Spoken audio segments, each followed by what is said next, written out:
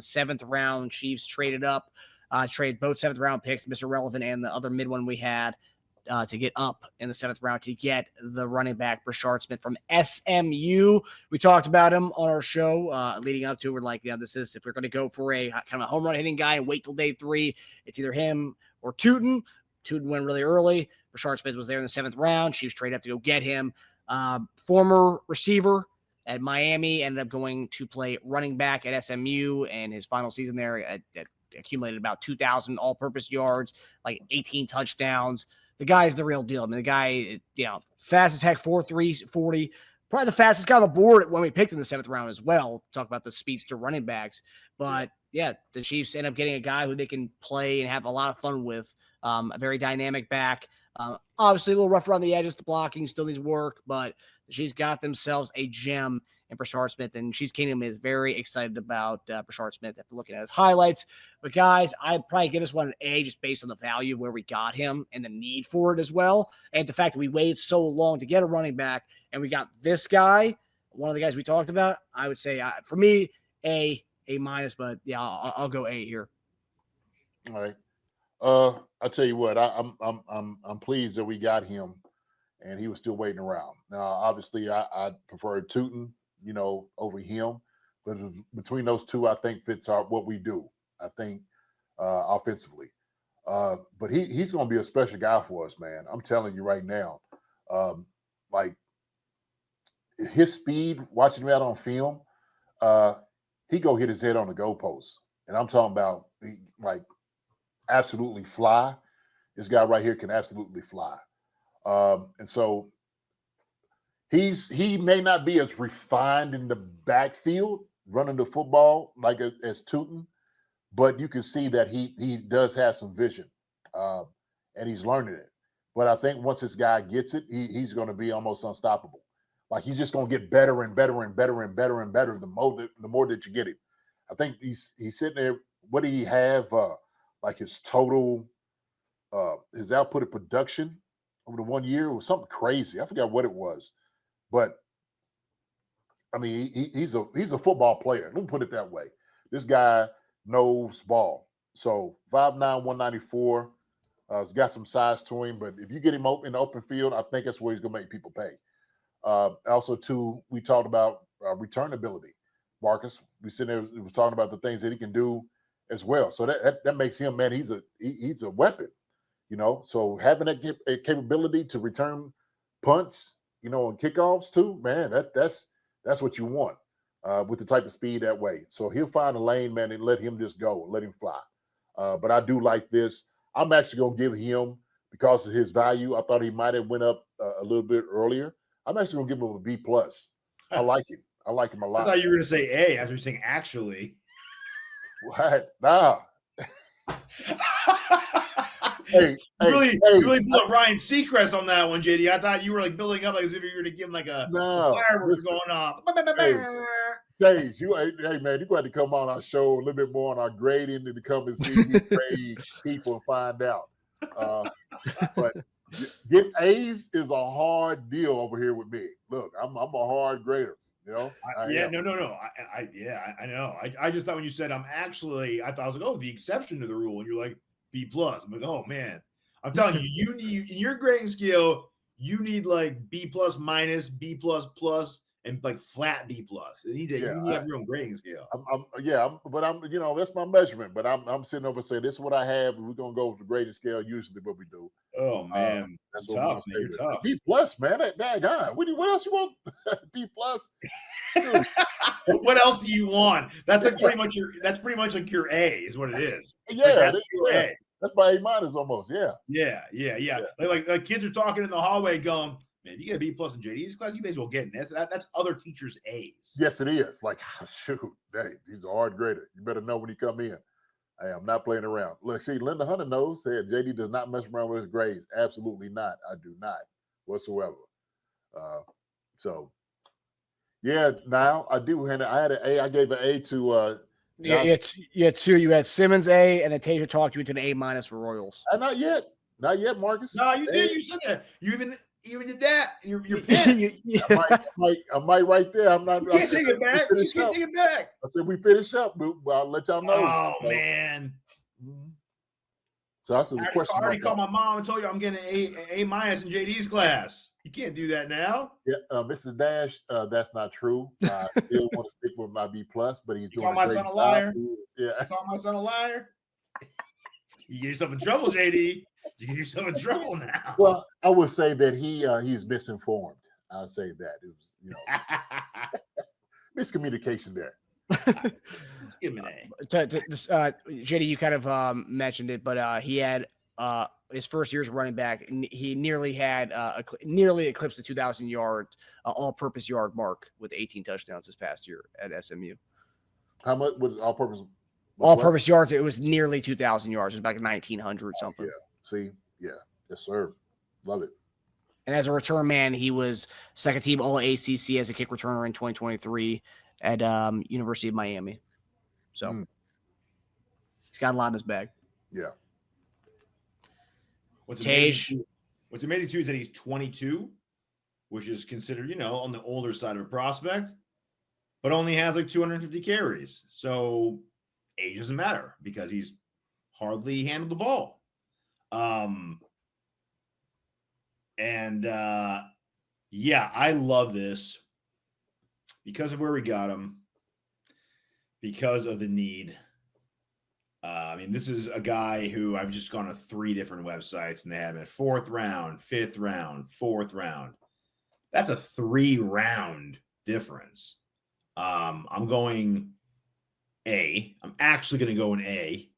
And another reason is because most of the time when you have a project at a position who's so raw, they don't see the field as much because they're going to be a liability when they play. You can't like a project left tackle usually won't see the field for a year because he's got to work to get up there before you can see live. The beauty of him is Smith is that he's so dynamic of what he does that you're going to be able to play him and see his positive impact, even being a project and so raw at running back.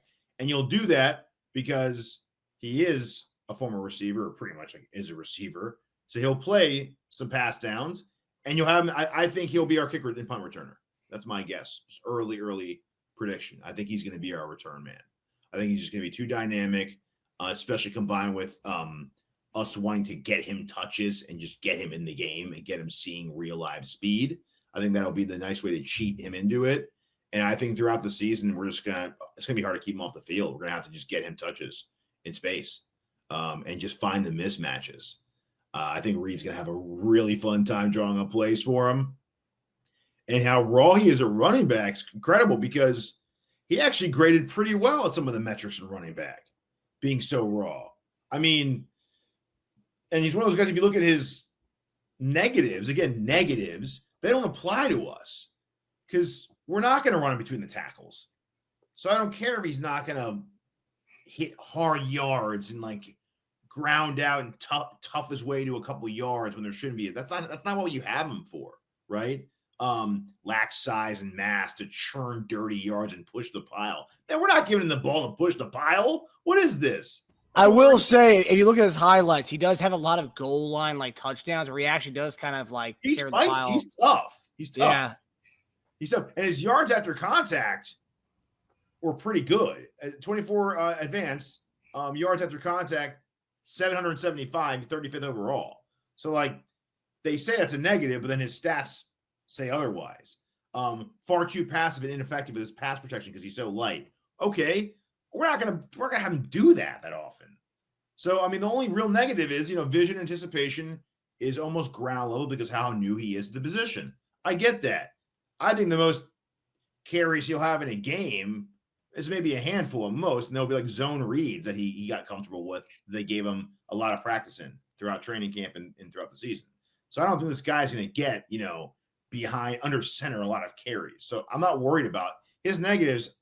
I'm not worried about his positives are what we're going to completely exploit. And that's special teams return man ability. That's pass catching ability is elite. He's the best. He was called the best pass catching running back in the draft. An electric open field in second gear. and to hit a home run every time he can touch the ball. And that is the main thing we were looking at. If we were going to get a possible 3-down stud for the future, I think we were going to be looking at that in the second or third round. If you want a guy who can just rip it up and just take it to the house when you give him the ball, 7 to 10 touches a game in his prime, 7 to 12 touches a game, your Gibbs, as everyone's looking for, that's this guy. We got him in the 7th round. Weston Brewster has actually a good player comp. Percy Harvin's actually a really good player comp if they can utilize him like that. Pretty good, yeah. I saw going today Theo Riddick. Yeah, he was great receiving back. Yeah, Listen, it all sounds good. The thing is, this guy's got to be able to get in the game, and he's got to be some good guys out, to get those carries. Seriously, that's how it works. And so, I think he has the ability to come in. That's why they got him on things that he can do. But he does have to beat Pacheco. He does have to beat, Kareem Hunt. He does have to beat Eli Mitchell. Eli Mitchell, yeah. So there's 3 guys that he's had to come in and say, hey, look, I'm coming in to beat you all out. Take some of your jobs. Make sure you dudes are sitting on the bench. What does give him that ability, what gives him kind of that nod is the special teams phenom that he is. That helps him out tremendously. So he'll travel just because of something like that. So the thing is, can you work him in? Can you get him into camp and give him some reps? The rawness, and here's the thing, in the NFL, the difference is the whole breeze. You got to see it. It ain't true. This ain't SMU. We talking about guys, linebackers and stuff like that will hit you and smack you dead in your mouth. If you don't make the right choice, you're going to find yourself over on the sideline, with your jaw wired up. So, sure. That's the whole difference is when you come over here, vision is a huge thing you have to have in the NFL, and patience. So that's what I want to see when he gets up here. So he's going to be one of the guys I'm going to be watching, especially in training camp, to see what his progress looks like. So I think he'll catch more passes than he has carries this year. I don't think they're going to be in any rush. And the beauty of him is, and why I don't think he has to really beat out those guys, because he does something that those guys don't really excel at. Like catching the football.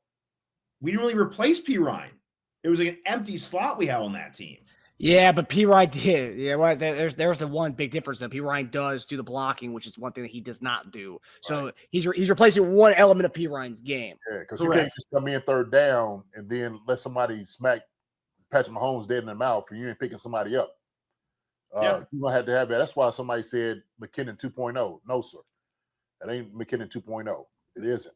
I actually did some research on that because a lot of people were saying, "Oh, he's McKinnon 2.0."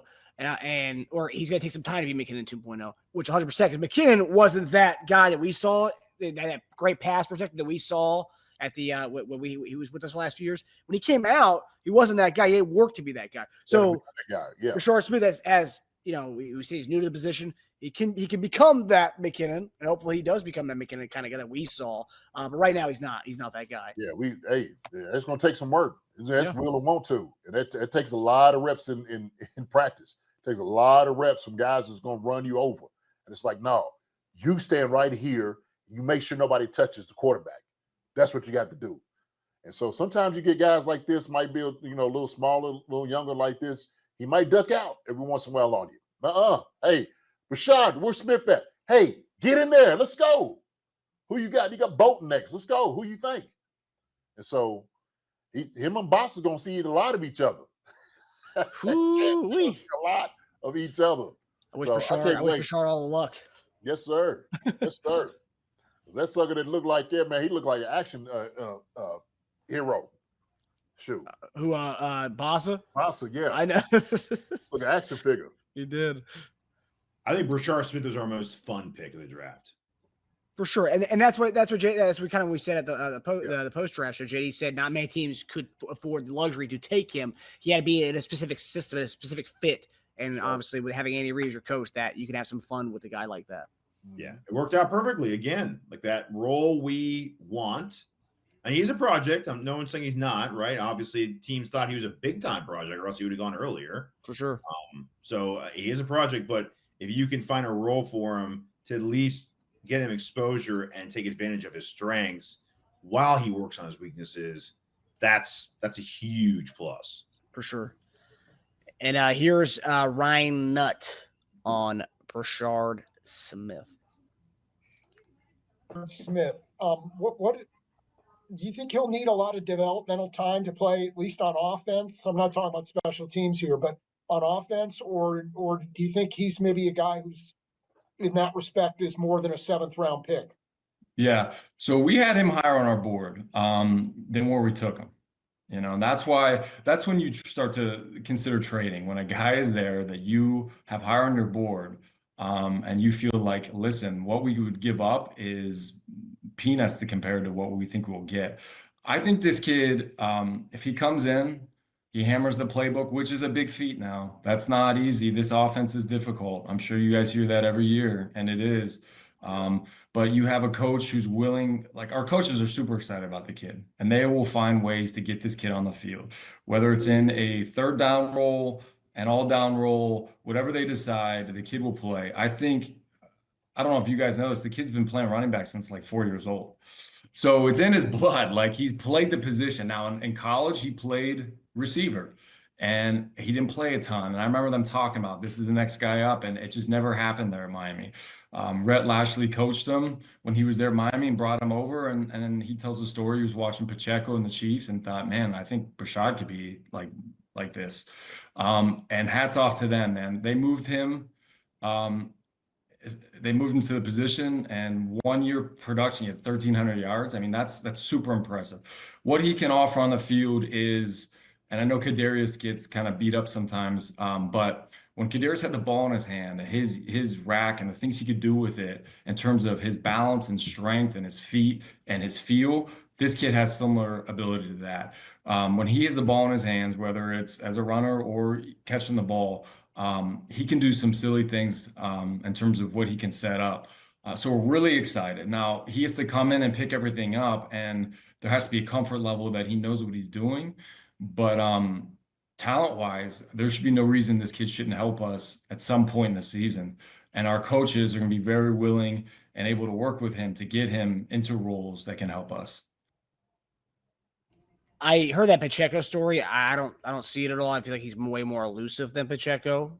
But nonetheless, if Pacheco's the reason why the guy moved on to being a running back, then hey, I'm all for it. Hey, great.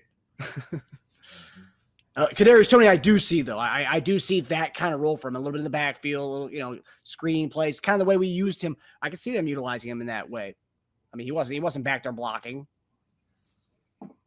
He was getting screens from the backfield or jet sweeps or, draw plays sometimes. So yeah, and that's what they was trying to use him as. And matter of fact, he did well back there. I was like, man, that's a hell of a move to move him back there, just to see what he can do.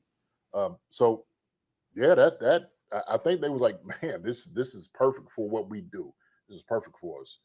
So yeah, man, I think, man, like you said, I think he's probably the most exciting, fun guy that we got on a roster to see what he can actually do, to give him some reps and say, hey man, this guy right here could possibly be a star. Yep. We could. Yeah. So We wanted juice. We got it. Juice, man. That's what we want. Speed, baby. Speed. Hi, everybody. Thanks for watching. Subscribe here to get the latest from the show. Also, be sure to check out the best clips from Chief Concerns. And if you prefer to listen to the show, subscribe and follow us on Apple Podcasts, Spotify, and anywhere else you get your podcasts.